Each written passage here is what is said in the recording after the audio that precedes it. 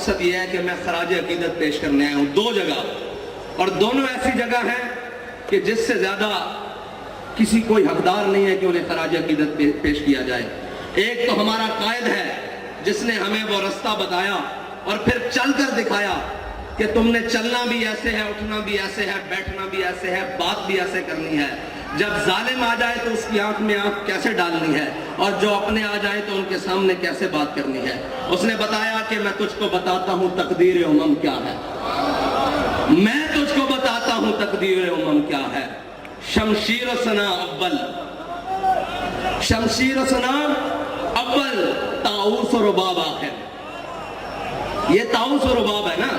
ترانے پڑے جا رہے ہیں، تقریریں ہو رہی ہیں، باتیں ہو رہی ہیں۔ ہمارے قائد نے بتایا پہلے میدان لانا پیسی، پہلے میدان سجانا پیسی،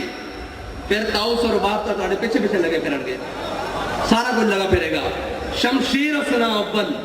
طاؤس اور رباب آخر۔ اور وہ 2 جن کو میں خراج تحسین پیش کرنے کے لیے آیا ہوں، وہ 2 جگہ، ایک تو ہمارا قائد ہے جنہوں نے ہمیں یہ رستہ بتایا، اور دوسری وہ ہماری مائیں اور بہنیں جنہوں نے اپنے بچوں کو چلتی ہوئی گولیوں میں خود تیار کر کے بھیجا ہے،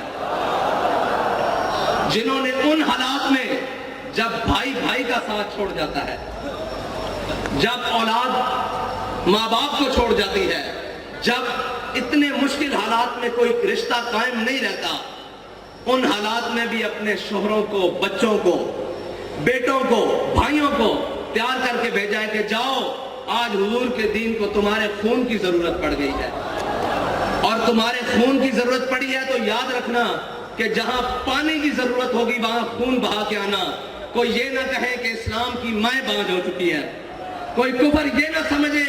کہ ماؤں نے صلاح الدین ایوبی پیدا کرنے چھوڑ دیے ہیں، کوئی یہ نہ کہے کہ محمد بن قاسم پیدا کرنے چھوڑ دیے ہیں، کوئی یہ نہ کہے کہ طارق بن زیاد کے غلام آنے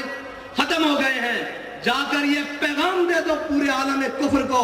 کہ امت مسلمہ کی مائیں بانجھ نہیں ہوئی۔ انہوں نے آج بھی وہ شیر اپنی کچھاروں میں پار رکھے ہیں کہ جو ہر ستم کے سامنے کھڑے ہو کر کہتے ہیں کہ مر جائیں گے ظالم کی حمایت نہ کریں گے۔